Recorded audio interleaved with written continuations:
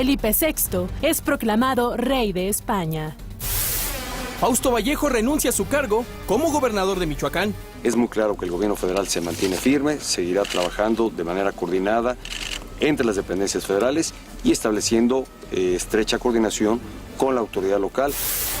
El Distrito Federal y el Estado de México homologan el programa Hoy No Circula. En un programa que ha probado ya su eficacia, su eficiencia, y que hoy muestra un reforzamiento sustancial con una base científica muy importante. Ucrania anuncia cese al fuego tras el diálogo con Rusia. Irak pide intervención militar de Estados Unidos para combatir a insurgentes islámicos. ¿Qué tal? Muy buenos días, bienvenidos al primer café en este jueves 19 de junio. Los saludamos con muchísimo gusto y agradecemos su presencia como todos los días. Ana María Salazar, Raimundo Rivapalacio, ¿cómo están? ¿Qué tal? ¿Cómo les va? Vamos a estar en esta mesa con ustedes. Ya tenemos rey nuevo.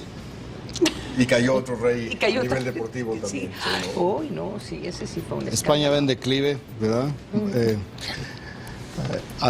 Fernando Alonso en la Fórmula 1 no le da. El último reporte de la OSD dice que España es el país que ha generado mayor desigualdad en los últimos años. Se terminan dos reinados, uno muy largo, el del rey Juan Carlos, y el otro muy corto pero muy productivo, que es el de la selección española de fútbol. Realmente fue un sacudimiento muy triste para España en todos los sentidos, el deportivo y el político. Vimos también la cara del rey de España, bueno, del ex rey de España, Juan Carlos, devastado. Su hija Cristina, la infanta Cristina, cuyo esposo está metido en este escándalo de corrupción, no estuvo presente en esta ceremonia, y a partir de las 6 de la tarde de ayer, Juan Carlos es Juan Carlos de Borbón, ya no es el rey de España y puede ser sujeto a investigaciones judiciales. Y también las infantas, es decir, las hijas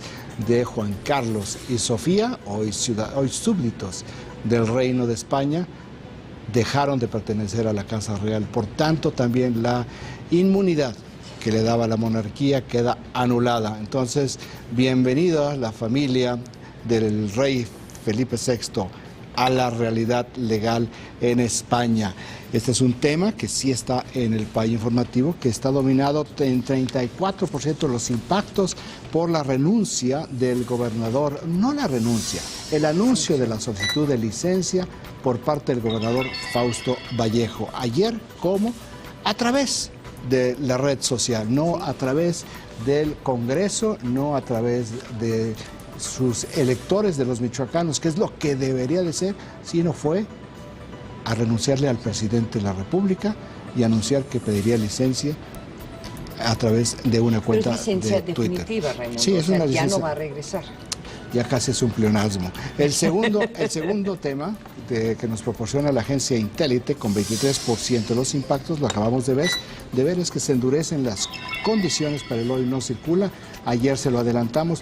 Todos los automóviles, todos, absolutamente todos, salvo los híbridos y los eléctricos, van a tener que verificar durante 2 veces al año, todos los automóviles. Y también algo muy importante es que 6 entidades del centro del país homologan sus sistemas de verificación. Esto es sumamente importante para toda la región centro del país. Con 16% de los impactos, es algo que ya estamos viendo. El PAN se levantó ayer de la sesión de comisiones de Hacienda y de Energía, porque dice que el PRI y el PRD pretenden una contrarreforma política para darle vida artificial a los partidos emergentes. 15% de los impactos es el fin del largo reinado de Juan Carlos en España, y 12% de los impactos lo registra estas declaraciones del jefe del Sistema de Administración Tributaria, Aristóteles Núñez, quien dice que por facturas apócrifas hay una evasión fiscal de 110,000 millones de pesos anuales, de los cuales 30,000 millones tienen un impacto sobre el Producto Interno Bruto. No es la primera vez que dan esta información las autoridades del SAT, pero sí es la primera vez que el jefe del SAT sale a dar la cara a reiterar sobre este tema.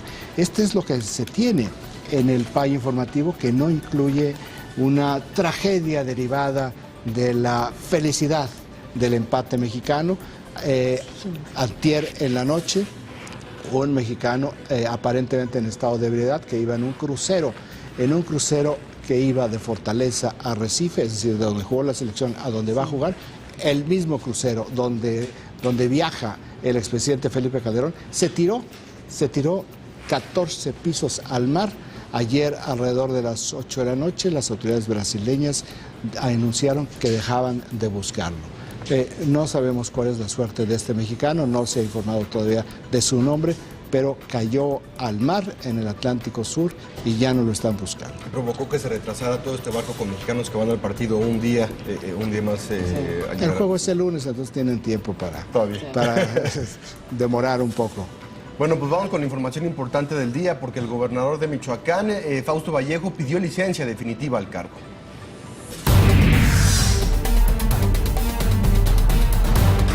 Fausto Vallejo deja su cargo como gobernador de Michoacán. Esto para atender su estado de salud, el cual requiere de un tratamiento permanente y continuo. Tras el anuncio, la Presidencia de la República emitió un comunicado informando que Vallejo se reunió con el presidente Enrique Peña Nieto para notificarle personalmente su decisión.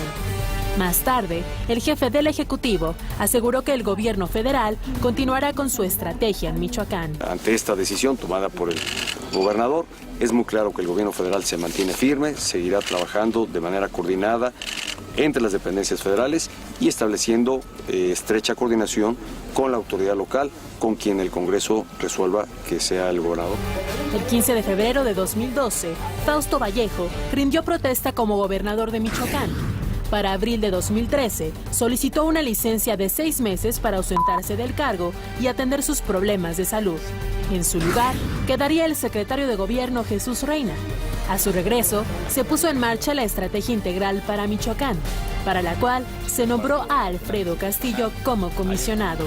Hasta el momento, dicha estrategia ha logrado la detención de líderes de la delincuencia organizada, así como la implementación de labores de inteligencia, entre las cuales estuvo una investigación contra el mismo Jesús Reina, a quien hace unas semanas se le dictó auto de formal prisión por presuntos nexos con los caballeros templarios. Hace unos días se rumoró que uno de los hijos de Vallejo tenía supuestos vínculos con el crimen organizado, por lo que el gobernador aseguró que en su familia no hay delincuentes. Incluso reveló que uno de sus hijos recibió amenazas y fue retenido por grupos delictivos. Regresamos con nuestros analistas a la mesa de El Primer Café. Tenemos en la línea al diputado Afonso Martínez, que es presidente de la mesa directiva del Congreso de Michoacán. Muy buenos días, diputado Martínez. Muchas gracias por tomarnos la llamada. Buenos días, me da mucho gusto saludarles, estoy a la orden como siempre. Diputado, ¿ya recibieron la solicitud de licencia del gobernador Fausto Vallejo? No, el día de ayer no llegó, entiendo el día de hoy por la tarde la entregarán en el Congreso. En tanto no llegue esta solicitud, no es oficial para el Congreso del Estado. Diputado, ¿no es un poco irregular que el gobernador Vallejo haya anunciado su solicitud de licencia a través de una red social y no a través del Congreso, como procede en términos legales, políticos y yo diría hasta éticos? Sí, eso ha sido una constante en esta administración. Realmente, aun cuando el Congreso ha brindado estabilidad política y social y el Congreso ha respaldado al gobierno en muchas ocasiones y en muchos momentos difíciles, no obstante a eso siempre nos hemos enterado de esa forma, ¿no? Por medio de las redes sociales, por medio de los medios de comunicación, incluso mucho tiempo después. A ver, no se ha dado la atención al Congreso del Estado. Alfonso, muy buenos días, te saluda Ana María Salazar. Alfonso, buenos días, Ana María. Exactamente, ¿qué dice la legislación o qué dice la Constitución de Michoacán para darle transición a lo que sería un gobernador interino? ¿Qué es lo que tiene que suceder ahora? Bueno, lo primero es que llegue la solicitud. No sabemos en qué términos llegará, supongo ya es de manera definitiva, como se ha estado anunciando, y Lo que dice es que en el momento en que llega este documento, tengo que citar a los compañeros diputados a una sesión extraordinaria con carácter urgente al día siguiente a las 9 de la mañana. En esta sesión se daría cuenta al Pleno del documento y se turna a la Comisión de Gobernación, en donde se emitirán 2 dictámenes, uno para autorizar la ausencia del gobernador y otro para designar un gobernador interino. En tanto eso sucede, funge como encargados del despacho el secretario de Gobierno o el secretario de Finanzas, porque la decisión puede durar 1 o varios días. ¿Existiría la posibilidad de adelantar elecciones en ese sentido, entendiendo que el próximo año habrá elecciones ahí en la gobernatura del estado? No, lo que prevé la ley es que como falta un periodo menor a 2/3 del gobierno, es decir, si la ausencia hubiera sido en los 2 primeros años, como la primera ocasión y que lo estuvieron alargando precisamente para no citar elecciones, en ese caso sí se citaría. Como el periodo que falta ya es solamente 15 meses, se tiene que nombrar un gobernador interino para poder terminar el periodo y esperar el siguiente periodo electoral. Diputado, vemos en los medios en la Ciudad de México que usted, entre las valoraciones que va a tomar en cuenta o que va a hacer el Congreso de Michoacán sobre las propuestas para el gobernador interino, va a hacer una petición al CISEN para que les informen un poco cuál es la biografía, el perfil y si tiene algunas de estas cosas oscuras por las cuales ustedes no deban de aprobarlo. ¿Esto es correcto, diputado? Sí, tendremos, eso no lo dice la ley, pero creo que nosotros estamos obligados a poderlo pedir en esta ocasión para que en las propuestas que haya sobre la mesa no corramos ningún riesgo y para que haya certeza de lo que estamos haciendo. Y quiero decirlo también, que no quisiera que esto se generalizara, de que en Michoacán todos estamos coludidos o la generalidad. Realmente, pues esto es para dar certeza, para que estemos seguros, incluso para generar confianza en la población. Diputado, siempre los congresos hacen leyes o tienen actitudes mucho en función del contexto del momento. ¿Por qué razón ustedes han pensado que en esta situación es importante la participación del CISEN y qué es lo que los lleva a suponer que sucedió con el gobernador Vallejo para que hayan decidido tomar esta acción extraordinaria, diríamos nosotros? Bueno, pues realmente por el contexto de lo que hemos estado viviendo, y eso es la función de un Congreso. Se tienen que adecuar y crear leyes de acuerdo a las circunstancias que se han estado viviendo o que se viven en este momento. No es lo mismo el México de ahora que el de hace 10, 15 o 20 años, ni será el mismo que en 5 años o 10 años. Y las leyes se tienen que ir adecuando. En esta ocasión no sería por ley, sería únicamente una propuesta que incluso llevaré a la mesa, que todavía no ha sido aprobada ni cabildeada, pero bueno, pues tenemos el ejemplo de que el exsecretario de Gobierno y además el exgobernador interino está siendo sujeto a un proceso. Y esto, a mi juicio, creo que nos daría mucha certeza a todos y también a la ciudadanía. Alfonso, diputado, las probabilidades de que el gobernador interino es más probable que sea priista, ¿verdad? Sí, la ley dice, en el caso de los alcaldes, que se respeta el origen partidista. Sin embargo, aunque no está claro en la ley, en el caso del gobernador, nosotros tenemos claro que pues en este proceso electoral ganó el Revolucionario Institucional las elecciones. Sin embargo, pues no forzosamente tiene que ser un priista el que asuma la gubernatura, puede ser alguien de la sociedad civil, pero sí tenemos claro que las propuestas tendrán que salir del Revolucionario Institucional. Bueno, pues de nuevo muchísimas gracias por acompañarnos esta mañana aquí en El Primer Café. Les agradezco mucho como siempre y cualquier otra información que ustedes necesiten, con gusto estoy a la orden. Gracias, Alfonso Martínez, presidente de la mesa directiva del Congreso de Michoacán. Muy buen día, diputado. Mira, de acuerdo con la ley, se requiere ser mayor de 24 años y tener una residencia mínima de 3 años en Michoacán para poder ser propuesto como gobernador. O sea que Alfredo Castillo ya no puede ser. No, bueno, ni siquiera es michoacano. O sea, pero yo creo que la residencia, no sé si es, porque hay Ana María, ni siquiera discutamos algo retórico, porque eso no es así. Eso no es así. No va por ahí. Ahí, ¿qué es lo que se está viendo? Ya lo dijo el presidente del Congreso. Pues asume como encargado de despacho Marco Vinicio Aguilera, que es el secretario de Gobierno, que normalmente en estos casos, sobre todo porque falta escaso un año para que vengan las elecciones, sería el procedimiento normal y ya quedaría como secretario de Gobierno. Aquí, ahora sí entra Alfredo Castillo de una manera importante. Alfredo Castillo, al llegar como comisionado federal, Marco Vinicio Aguilera era procurador de Michoacán y lo removieron del cargo. Si la parte importante de inicio que hizo el comisionado Alfredo Castillo en Michoacán fue remover a todos los cuadros en las áreas de seguridad y también a Marco Vinicio Aguilera. El gobernador Fausto Vallejo lo que hizo fue rescatarlo como secretario de Gobierno, porque el secretario de Gobierno, Jesús Reina, pues ¿qué creen? Está ahorita en fue arraigado, detenido y acusado de vinculaciones con los caballeros templarios. Esto lo menciono porque Marco Vinicio Aguilera no está en el ánimo de la autoridad federal.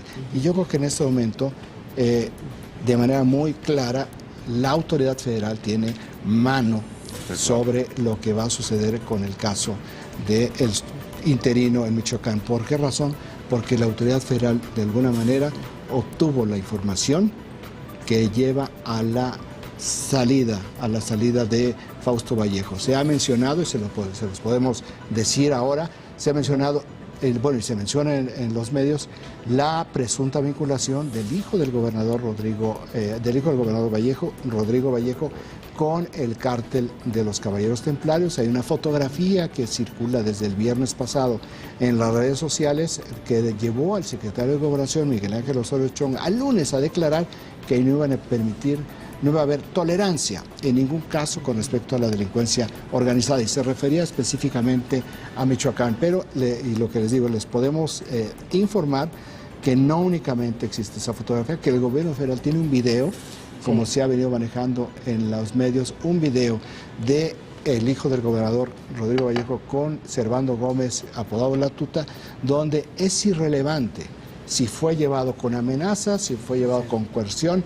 Políticamente era devastador para el gobernador Vallejo, pero adicionalmente, y esta es otra información, en poder del gobierno federal, personas cercanas o vinculadas a su gobierno, en un proceso de licitación en Michoacán reciente, pidió una comisión de 75 millones de pesos. Ya este fenómeno de corrupción, no del gobernador, sino del entorno en el cual se movía el gobierno de Michoacán, una vez superado ya la estabilidad en términos de seguridad, se volvió insostenible.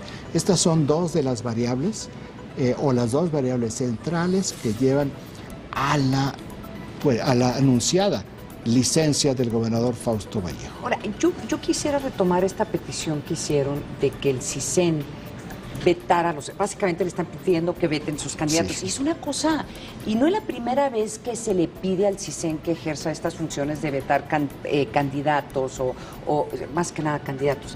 Y el CISEN en el pasado salió a decir, esa no es nuestra función, porque además ponen el CISEN en una situación muy difícil, porque la información que tiene el CISEN es inteligencia, no necesariamente información comprobada. Entonces, que un candidato no pueda, o alguien que podría ser candidato a ser este gobernador interino, salga al CISEN y diga, no, pues tenemos ahí una información medio rara, esa persona... Tenemos un indicio. Ahora, mira, sí, estoy de acuerdo contigo, sin embargo, yo sí creo que el CISEN tendría que tener un área, que es lo que tiene el Servicio Secreto en Estados Unidos con los funcionarios, que antes de anunciar un nombramiento pasa por este proceso de verificación del pasado, para ver si no tienen algún esqueleto por ahí en el closet que pueda generarle un conflicto. Sí me parece que este es un procedimiento que tenemos que llegar a ello. Lo que tú dices es cierto. No es lo mismo que exista ya de manera de rutina y que antes de que se anuncie cualquier cosa digan, oigan, no, porque ¿qué creen? Te acusó Contra algún ella testigo que va a ser protegido, procuradora, contrató a una indocumentada. Sí, claro. Como Ahora, trabajadora doméstica que existió esa función la ejerce el FBI en Estados Unidos, son los que hacen que es parte del clearance. Es parte de este proceso letal, que es muy interesante porque en este caso debería ser más la Procuraduría la que ejerce esa función, en donde sacan y dicen, hay este tipo de investigaciones, hay este tipo de acusaciones. Lo entrevistan a la persona que va a ser nominada. Creo que es muy importante, dado los casos que hemos visto en los últimos tiempos, que avanzara un poco la organización del gobierno federal y que hubiera realmente un área que pudiera hacer este tipo de trabajo discretamente, antes de que tenga que salir el CISEN a decir, oiga, no podemos porque no debemos. En ese momento, no importa que no diga nada, queda manchada la persona. Brinco. Y regreso al tema del encargado del despacho del gobernador interino. Hay dos nombres que se están manejando en este momento como gobernadores interinos. Uno es el de Marco Vinicio Aguilera, que expongo un poco el antecedente y el contexto en el cual se da, y el otro es el diputado federal Alfredo Anaya Gudiño. Alfredo Anaya Gudiño ya contendió por la gubernatura con Lázaro Cárdenas Batel y perdió la gubernatura. En términos de verificación de datos, si alguien se mete a preguntarle al señor Google, que es muy accesible, conocido un poco, pues sí le brincan cosas donde él ha estado involucrado en algún tipo de escándalo. Entonces, no se requieren necesariamente ir al CISEN, pero si estas dos personas son en este momento quienes están figurando en la lista de los posibles interinos, pues sí hay un pequeño problema que tiene el PRI para poder presentar su nominación. Hay otros candidatos fuertes que tiene el PRI, como uno de los dirigentes empresariales que han estado cultivando y construyendo como un posible candidato muy reconocido también por la Iglesia Católica, que juega un papel ahí, reconocido en términos políticos, reconocido por los sectores conservadores, así como también un senador michoacano, eterno candidato a la gubernatura, quienes sin embargo son las cartas fuertes del PRI, no para llevarlas a que terminen el mandato de un año, porque las elecciones en Michoacán se van a dar el primero de junio del próximo año. Entonces, aquí es lo que existe en términos del contexto de la renuncia, los motivos del gobernador Fausto Vallejo para solicitar la licencia, este irrespeto al electorado michoacano, a la ciudadanía michoacana, de no ir por las rutas legales, constitucionales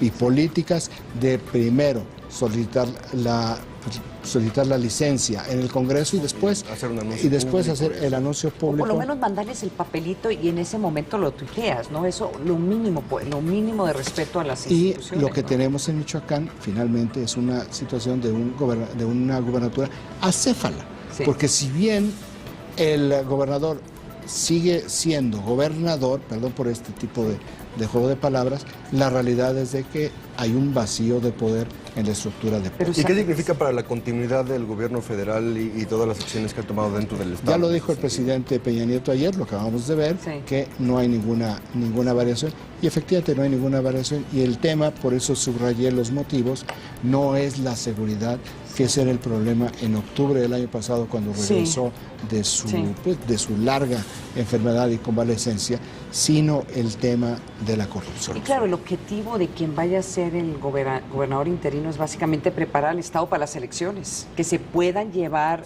elecciones que sean crear creíbles. Las condiciones. Sí, crear las condiciones correctas. 7 de la mañana con 24 minutos, vamos a nuestro primer corte aquí en el primer café y regresamos con mucho más.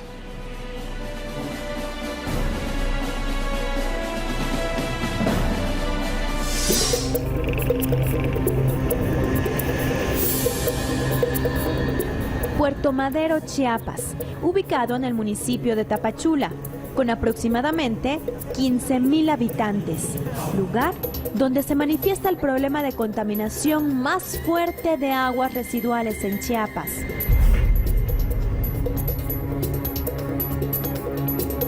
Todo esto que ya tuvo un uso es depositado o confinado o conducido hacia una red que puede ser el drenaje. En ese sentido se trata de que muchas veces pudiera separarse el drenaje pluvial, que es lo que cae en las precipitaciones. Del número de población de este lugar, el 70% se dedica a las actividades pesqueras. Nosotros vendemos, compramos y vendemos pesca. Sin embargo, el mar está sufriendo serios problemas. El 80% de las sustancias que lo contaminan provienen de la tierra. Por lo consiguiente, también los pescadores se las están viendo duras.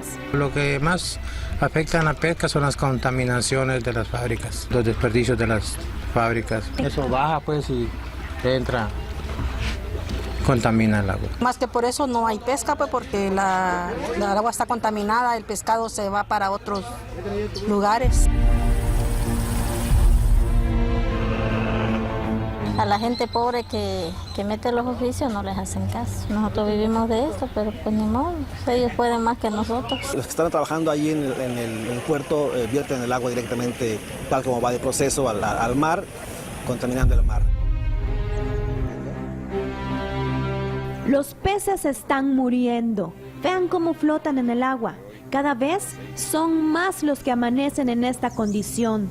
Cientos de especies están siendo amenazadas por las aguas residuales. Cada año es menos la producción. Este año sí ya sentimos bastante la presión pues, de escasez. Aunque esté vivo el pescado, le abre la galla y se siente el olor a diésel o a café. Oye, se siente bien feo. Hasta cuando lo estás cociendo en la comida sale. Me encuentro en uno de los esteros que desembocan hacia el mar y ustedes no lo sienten, pero el olor de este sitio es totalmente desagradable. Incluso los pescadores dicen que el agua ha cambiado su color.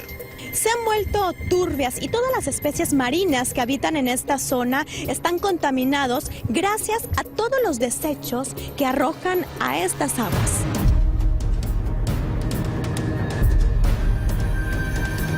Las aguas residuales están todavía creo que manejadas a un 50% bien, 50% mal. No tenemos todavía mucha parte de tratamiento.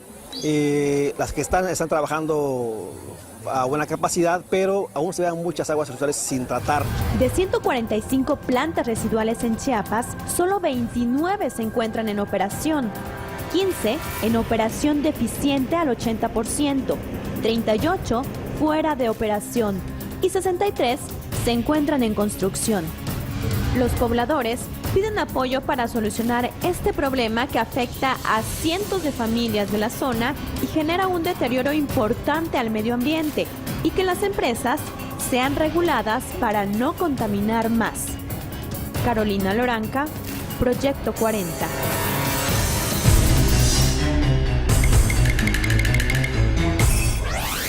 Recolección de basura en el Distrito Federal. Al día se generan 12,600 toneladas de basura. 60% son residuos inorgánicos. Y el 40% son desechos orgánicos. El dato útil para comentar en el café. ¿Qué convierte a un deportista mejor que otro? Fútbol 360. Jueves 17:30 horas. Proyecto 40. Delincuencia. Informativo 40 con Manuel López San Martín. Le damos un giro a la información. Domingo 20 horas. Proyecto 40. A todos los que trabajan desde muy temprano y lo hacen de sol a sol los 365 días del año, que dan todo por ti y que siempre están contigo. Felicidades a todos los padres y sobre todo a todas las madres solteras que les tocó serlo. Falta de servicios básicos y corrupción urbana es parte de lo que sucede en la delegación Tláhuac. Expediente 40, domingo 23 horas. Proyecto 40. ¿No te gustan las corbatas amarillas? Sí, uso corbatas amarillas, pero no estoy casado con las corbatas amarillas. Otras historias. Viernes 21:45. Proyecto 40. México, capital ecológica del mundo. Representantes de más de 70 parlamentos de diferentes países se reunieron en la Cumbre Mundial de Legisladores este 6, 7 y 8 de junio para discutir propuestas que procuren un consumo más racional de los energéticos, contribuir a resolver el problema del cambio climático y evitar el deterioro de bosques, ríos y lagos. Se firmaron acuerdos que protegerán mejor el medio ambiente en todo el mundo. Cámara de Diputados, Senado de la República, 62ª legislatura. Hey, I'm Rick Dale, and I'm inviting everyone out there to watch Proyecto 40 and the American Restoration. Viernes, 22 horas. Proyecto 40. La Copa del Mundo también se juega fuera de la cancha. Alta definición. Los sábados de junio, 20 horas. Proyecto 40. Chiapas nos une su grandeza, nos une los colores del plumaje del quetzal. Chiapas nos une nuestras lenguas, nos une que en el viento se respira hermandad, hermandad. Este mes en Central, conoce al equipo García. Cómprala ya.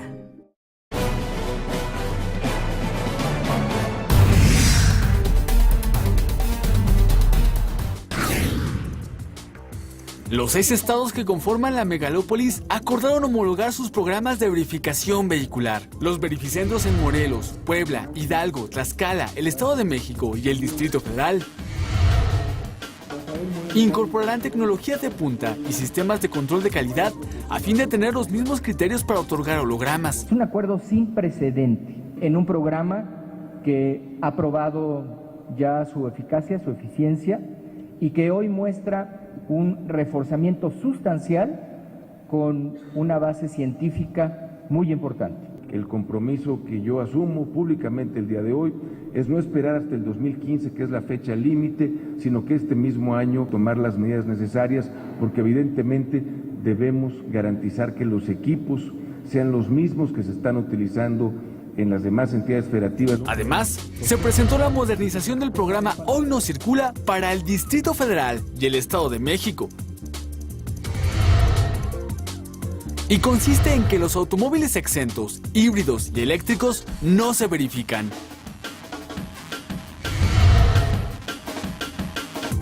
Los automóviles con rendimiento mayor a 13 kilómetros por litro y hasta 2 años de antigüedad tendrán calcomanía 00. Los automóviles con menos de 8 años de antigüedad podrán obtener la calcomanía 0. Los coches que tienen entre 9 y 15 años se quedan con la calcomanía 1 y no circulan un día entre semana y 2 sábados al mes. Los automóviles con más de 15 años de antigüedad recibirán la calcomanía 2, no circularán un día a la semana ni los sábados. Los vehículos foráneos, es decir, de cualquier entidad que no forme parte de la megalópolis, será considerado como holograma 2, pero podrá solicitar un permiso especial. Es verificar voluntariamente en la Ciudad de México y eso les permite la verificación o transitar según su holograma por un semestre. También tienen la opción del pase turístico, que es sin costo y que se puede tramitar en línea. El nuevo esquema entrará en vigor a partir del 1 de julio. Con esta política estamos dando un avance del 52% en la restricción a circulación de vehículos contaminantes. Lo cual quiere decir que si antes eran 272,000 vehículos los que dejaban de circular, hoy nada más y nada menos estamos hablando de 560,000 vehículos que dejarán de circular. Con estas medidas, se estima una mejor calidad del aire en el centro del país, en beneficio de 28 millones de habitantes. Regresamos con nuestros analistas a la mesa de El Primer Café. Bueno, y agradecemos a la secretaria de Medio Ambiente de la capital, Tania Müller, que nos tome la llamada para conocer más información sobre estos cambios al programa Hoy No Circula. Secretaria, ¿cómo está? Muy buenos días, muchas gracias por tomar la llamada.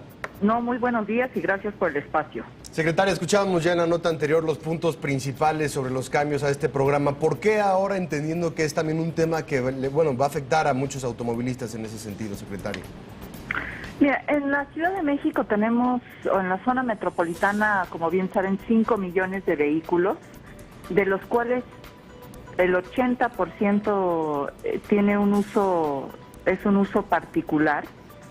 Lo que estamos haciendo es una diferenciación con base en las emisiones de los vehículos, y estas emisiones son las emisiones contaminantes como los precursores de ozono, el ozono y las partículas, que es una contaminación que no la vemos, no la sentimos, pero sí entra en nuestro organismo, se deposita en los pulmones, entra al sistema, al torrente sanguíneo, y justamente la exposición a lo largo de los años de esta contaminación es lo que lleva una correlación directa con enfermedades pulmonares como bronquitis, como pulmonía, el asma en los niños. Entonces sí es muy importante la modernización del programa Hoy No Circula, con objetivos muy claros de reducción de emisiones que están ligadas directamente a la salud. Secretaria, te saluda Ana María Salazar. Este tipo de programas muchas veces crean incentivos negativos. Y seguramente vamos a empezar a escuchar quejas a partir de hoy de que sí hay que hacer algo para controlar y mejorar el medio ambiente en la Ciudad de México y toda la zona urbana del Valle de México. Pero al mismo tiempo lo que están diciendo estas críticas es que no hay suficiente transporte público y el que hay no es seguro.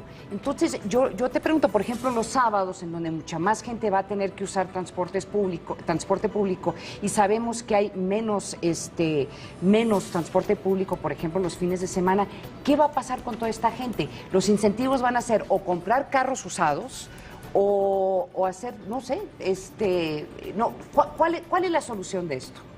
A ver, yo aquí pondría algo, no perder de vista algo muy importante. Al día de hoy, el 70% de la población no tiene un vehículo, se transporta o usa el transporte público, y sin embargo, su salud, es decir, todas estas externalidades negativas que usted mencionaba, las está padeciendo. El 70% de la población no tiene vehículo y usa de manera cotidiana el transporte público, pero sí vive directamente la afectación a su salud. Únicamente el 30% de la población tiene automóvil y se transporta en automóvil.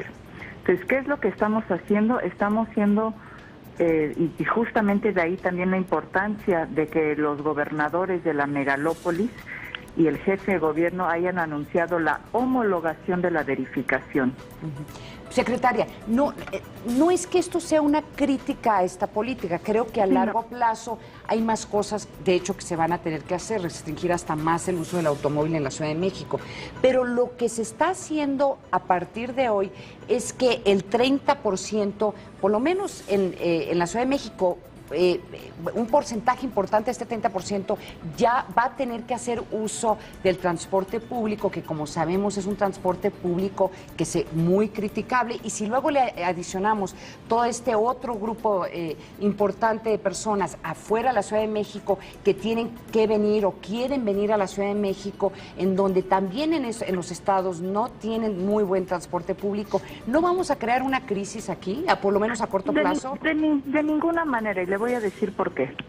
Actualmente, los que tienen la restricción para no circular los sábados son los que tienen holograma 2. Son aproximadamente 980,000 vehículos hoy en día que cuentan con el holograma 2, que tienen la restricción de circular los sábados. ¿Qué es lo que se hizo? Se hizo una diferenciación del holograma 2 con base, se va a hacer una diferenciación de estos 980,000 vehículos con base en sus emisiones, y ahí es donde entra el holograma 1, que dejará de circular un sábado, un día entre semana, como viene sucediendo, y en vez de no circular un sábado al mes, será un sábado adicional para el holograma 1. Secretaria. Y para el holograma, nada más para concluir, para el holograma 2, únicamente son 350,000 vehículos los que quedarían en este esquema de holograma 2, que dejarían de circular como lo hacen hoy en día, un día entre semana, y en vez de un sábado al mes, los 3 sábados adicionales. Pero son únicamente el 19% del parque vehicular. Sin embargo, este 19% contamina hasta 5 veces más que un holograma 0, hasta 2 veces y medio más que un holograma 1. Entonces eso es muy importante. Secretaria, le quiero preguntar sobre el transporte de carga que cruza la Ciudad de México, ¿no? ¿Cómo se va a conciliar? ¿Cómo van a entrar? ¿Cómo entra el transporte de carga dentro de esta modernización del Hoy No Circula? Y también, ¿qué tanto representa en términos de contaminación este transporte de carga que cruza la Ciudad de México como cruzan todas las carreteras federales que conectan al país? Pues sin duda alguna los vehículos federales también tendrán que adherirse al programa Hoy No Circula de acuerdo a la terminación de su placa, es decir, la primera serie, el último dígito de su primera serie. La carga federal podrá hacer una verificación de forma voluntaria y la limitación a su circulación será de acuerdo al holograma que obtenga, y en caso de no hacer la verificación voluntaria se le dará un tratamiento de holograma 2. Secretaria, estamos muy lejos de que el transporte de carga deje de transitar por la Ciudad de México durante el día. Se están haciendo y ya se está analizando justamente con la Secretaría de Transporte y Vialidad para regular también los horarios, no solo del transporte de carga federal, pero también el transporte de carga local, que es algo sin duda que también mejorará no solo el tránsito, pero que tendrá un impacto positivo en las emisiones y que ya se ha tenido y se está avanzando justamente en esos acuerdos. Por último, secretaria, nos quedan 30 segundos rápidamente. ¿Son 2 verificaciones al año forzosas para todos los automóviles entonces? No, los vehículos doble cero seguirán funcionando como al día de hoy, en donde verifican una vez y tiene una vigencia ese holograma por 2 años. Bien, y también en el tema de las verificaciones hacia los verificentros por parte de los gobiernos, ¿también se va a homologar en ese sentido el tema de las corrupciones y de los mordidas y demás? ¿Se va a homologar la corrupción? No digo las leyes, sí.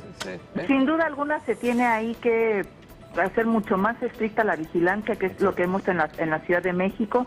En el último semestre se suspendió a 32 verificentros por parte en la Ciudad de México por prácticas irregulares. El Estado de México también ya ha clausurado, me parece, más de 40 verificentros.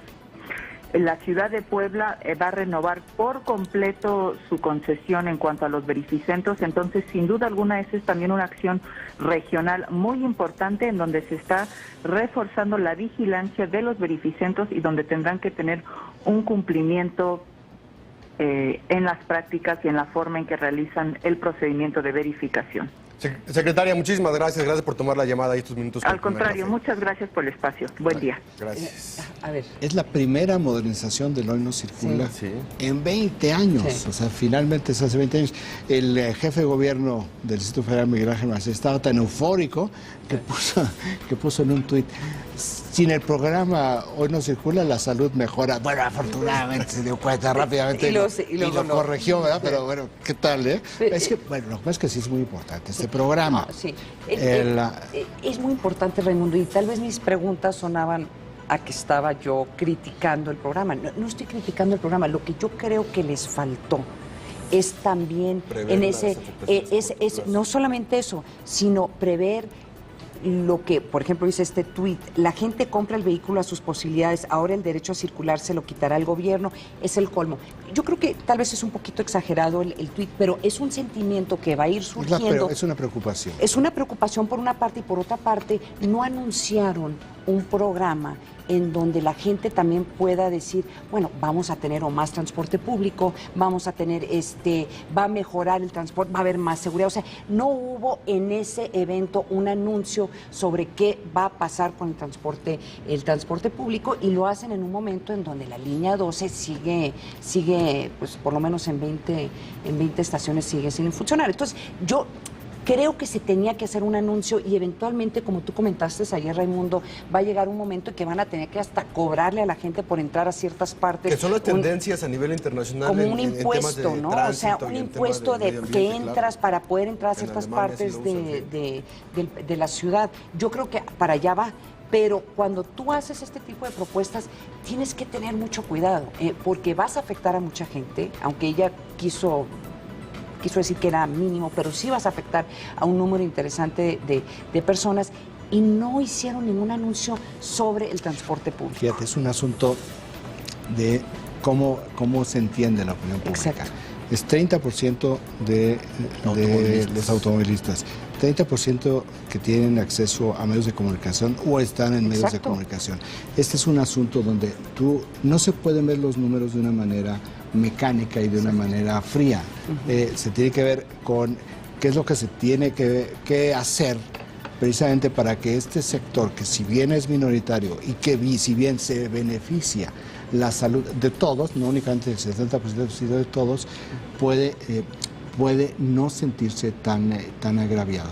Aquí hay una parte que tú planteaste de una manera muy clara, que es el transporte público, ¿verdad? Esta es una ciudad donde, por razones de diseño original hace 30, 40 años, lo que hizo el transporte público fue conectar ciudades dormitorio con centros de trabajo. Exacto. Pero únicamente centros de trabajo para la clase obrera. Nada más que en esas viejas zonas de clase obrera ya no son necesariamente clase obrera o únicamente clase obrera, y esto se ha extendido, se ha elevado los niveles de vida, el bienestar de los mexicanos, pese a todas las críticas que se puedan hacer. Y ya no existen este tipo de ciudades dormitorias donde eran nada más obreros que salían en la mañana y regresaban en la noche, que era como estaba conectado, por ejemplo, el metro de la Ciudad de México. Y ya se requiere otro tipo que se está tratando de planificación sobre el sistema de transporte.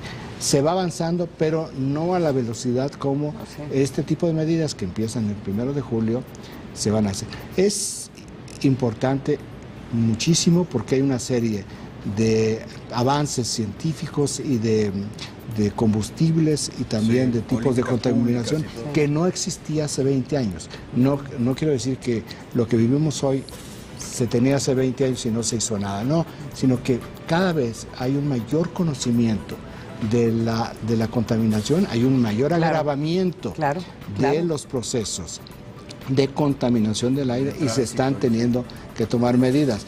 Mi ideal sería que existiera un circuito exterior real, que distribuyera el tráfico, el flujo vehicular que no tiene que cruzar por la ciudad. Exacto. De esta manera, y esto es una hipótesis, porque digamos, una hipótesis sobre lo que sucede en otros lugares, con este gran circuito exterior, pues todo este tránsito de vehículos de carga no cruzaría por la Ciudad de México, no habría tantos congestionamientos derivados por ellos y tampoco habría tanta contaminación porque se convierten las avenidas de la Ciudad de México en estacionamientos. Y en términos de tecnología, de información, inclusive de data, uno de los más grandes avances que han existido por parte de empresas como IBM y otros es precisamente el tema del tránsito, de cómo interpretar el tránsito y de cómo poder aplicar políticas públicas diferentes, entendiendo que hoy mismo el transporte es más limpio, es más pequeño y hay que darle prioridad al transporte público, a un buen transporte público, más allá de la transportación individual que ya va quedando poco a poco en el pasado, ¿no? En el entendimiento de estas nuevas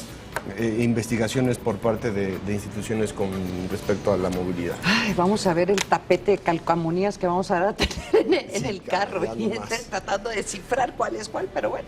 Vamos a nuestro último corte, que es el primer café, y regresamos.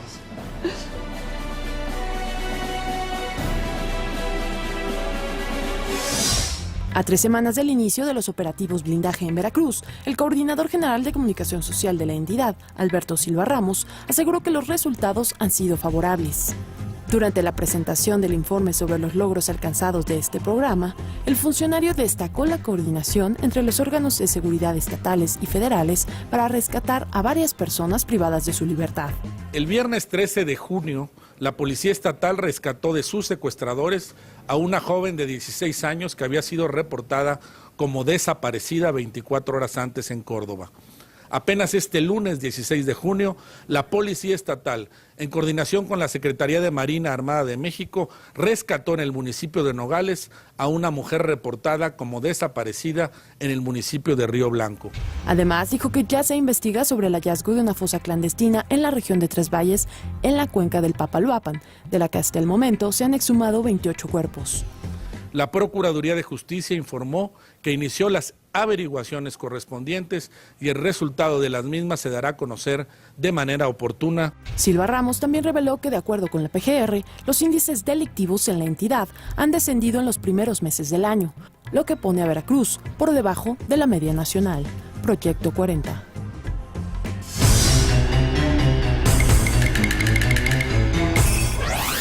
Recolección de basura en el Distrito Federal.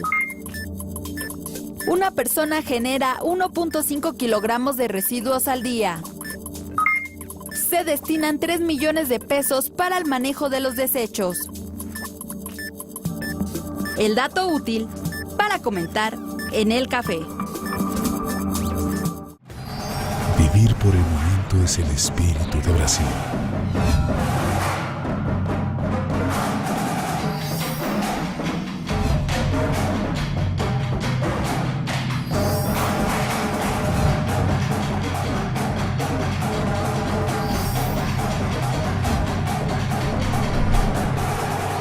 Este mes, profundiza, entérate y aprende. Brasil sin balón. Proyecto 40. Chiapas nos une su grandeza, nos une los colores del plumaje del quetzal. Chiapas nos une nuestras lenguas, nos une que en el viento se respira hermandad, hermandad.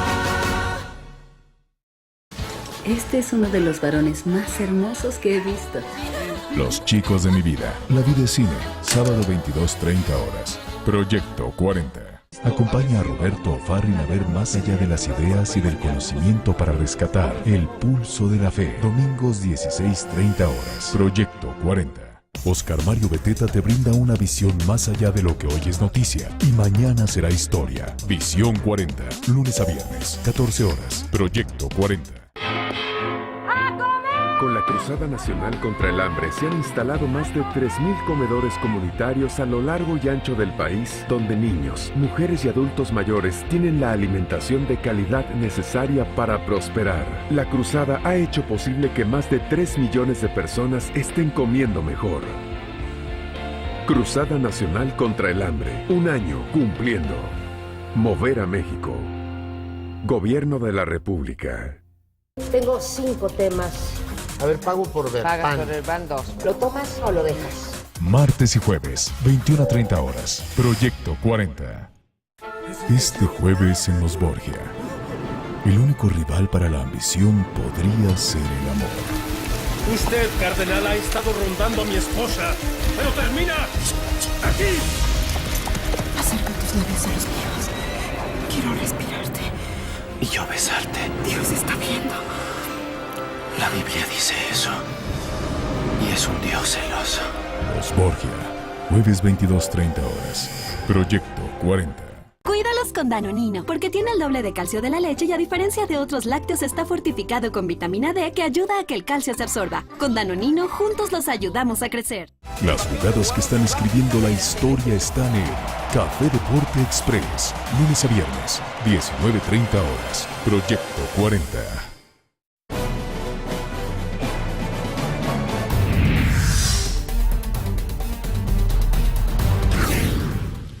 Señor, las Cortes Generales acaban de recibir el juramento que Vuestra Majestad ha prestado.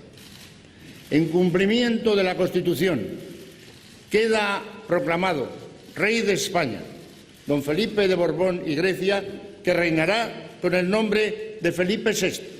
¡Viva el rey! ¡Viva! ¡Viva España! ¡Viva!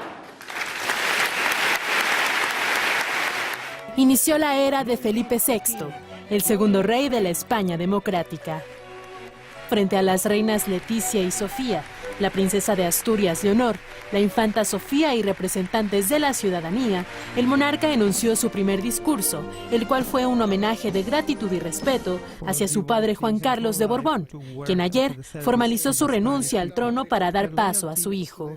El nuevo rey garantizó que sabrá hacer honor a su juramento a la Constitución y que será un jefe de Estado leal y dispuesto a escuchar, comprender y defender los intereses generales para así renovar el futuro de España. Deseamos una España en la que todos los ciudadanos recuperen y mantengan la confianza en sus instituciones y una sociedad basada en el civismo y en la tolerancia, en la honestidad y en el rigor, siempre con una mentalidad abierta y con un espíritu solidario. Pero sin duda, el reinado de Felipe VI estará marcado por una serie de retos inminentes. Uno de sus primeros objetivos será contrarrestar los reclamos de los cientos de españoles que exigen la celebración de un referéndum para cambiar la monarquía por una república. Por ello, el rey deberá concentrarse en devolver a la familia real la credibilidad que gozaba desde finales de la dictadura franquista en 1977 y que ha ido deteriorándose en los últimos años como consecuencia de los escándalos del rey Juan Carlos y su cacería en África, o el proceso judicial que enfrenta la infanta Cristina y su esposo Iñaki Urdangarín por los presuntos delitos de corrupción y fraude fiscal. Además, Felipe VI tendrá que gestionar las demandas soberanistas de Cataluña, que ha planteado independizarse de España. En un escenario marcado por una grave crisis económica, Felipe VI, quien reinará pero no gobernará, tendrá también que emplearse a fondo para sintonizar de nuevo con la ciudadanía y frenar el cada vez más importante brote republicano. Regresamos con nuestros analistas a la mesa de El Primer Café. Oigan, para los que vieron el programa de ayer, fui bastante despectiva sobre los que creen en la monarquía. Me da mucho trabajo aceptar, de nuevo lo repito, que a estas alturas del siglo XXI todavía existan reyes, que viva el rey. Bueno, lo que sí me pareció interesante es que prohibieron que sacaran las banderas republicanas, o sea, y que hubiera protestas. Eso sí me parece interesante. Eso se llama en los países modernos censura. Exacto. Porque ese es, no es la bandera republicana en España, no es una bandera nazi. Exacto. ¿Verdad? Y las banderas nazis tienen una connotación absolutamente distinta. Pero bueno, estamos viendo con este tipo de censura, llamémoslo por su nombre, pues la tensión que hay en España con este respecto. No porque sean mayoría, porque sigue siendo una minoría muy importante la que no quiere la... Minoría muy importante quiere decir por pequeña, sí, la que no quiere la monarquía. Por eso no hay este tipo de problema político o de un problema constitucional. De hecho, el 10% de las Cortes no votó, pero el 90%, incluida la izquierda del PSOE, apoyó por completo la unción de Felipe VI. Es también muy notorio, y aquí ya entramos en términos estadísticos a situaciones más complejas, el 30% de los españoles no quieren ser españoles. Sí. Esto tiene que ver con Cataluña, tiene que ver con el País Vasco, tiene que ver también con una parte de los gallegos, tiene que ver con una parte de los asturianos. La manera como puede él, sí, como jefe de Estado que es, a lograr que se pueda rearticular. Sí. O que pueda persuadir a este 30-33% de los españoles que no quieren ser españoles, que quieren ser catalanes, sí, y vascos y gallegos y andaluces, a que vuelvan a este tipo de aceptación de que viven con sus autonomías, con sus culturas, con sus tradiciones, pero dentro de un país que está federado. No es una federación, es una monarquía, pero que está unido en torno a un trono donde la mayoría de los españoles sigue creyendo y sigue pensando que ese es el modelo de organización política que desea. Y 3 mensajes importantes rápidamente de la ceremonia de Felipe. En primera instancia, lo que dijo acerca del tema de la corrupción y la transparencia dentro de las instituciones, inclusive de la monarquía. Vamos a ver, como bien decía Raimundo al principio del programa, Cristina, te llaman. Cristina y demás, sí.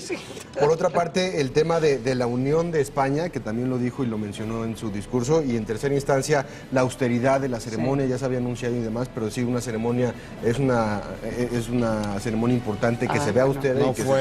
No fue en la basílica, no fue en la catedral. Se quitó la barba.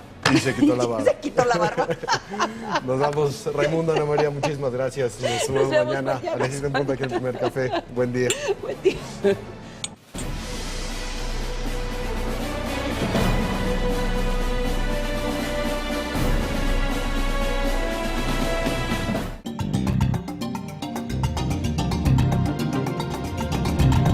Las pensiones en México son un tema que se siguen agravando. De ello platicamos con Juan Carlos Pelayo, especialista en pensiones de Fóndica. Pensiones, programas de retiro, afores. ¿Cómo nos encontramos en México? ¿Qué tan viable, qué tanto se piensa en este tipo de temas? En México el sistema de pensiones ha venido sufriendo varios cambios. El último cambio relevante fue en el año 1997, cuando se generan el sistema de las afores. Actualmente, para que te des una idea, las aportaciones que hacemos los trabajadores a nuestro sistema de pensiones afores es aproximadamente el 6.5% de tu salario base de cotización. Esto pues es muy poco, es una aportación tripartita. Se habla que tendría que ser del doble. Es que depende de la edad, pero sí, más o menos tendría que ser aproximadamente el doble. En México, bueno, en el mundo, dadas las crisis en los últimos 5 o 10 años, crisis mundiales, el sistema de compensación de las personas ha cambiado de una manera muy importante. En las últimas décadas, el principal ingreso de las familias era un ingreso fijo y se tenía una pequeña parte en esquemas variables. Hoy los esquemas de contratación a nivel mundial están mucho más enfocados a esquemas variables, con partes fijas mucho más pequeñas, y esto provoca que los ingresos de la gente sean, como su nombre lo dice, variables, y por lo tanto sus contribuciones a sus planes de retiro también sean variables. ¿Cómo hacer que verdaderamente un plan de retiro sea un beneficio a largo plazo y no se vuelva en un lastre o en algo que no sea suficiente a la hora del retiro? Mira, sin duda uno es el tiempo. Mientras más rápido la gente empiece a prepararse para su retiro es mejor, porque tienes... ¿Qué porcentaje? Más tiempo, más o menos dependiendo, insisto, la edad, pero tiene que ser alrededor del 10% de tus ingresos lo que tienes que estar destinando.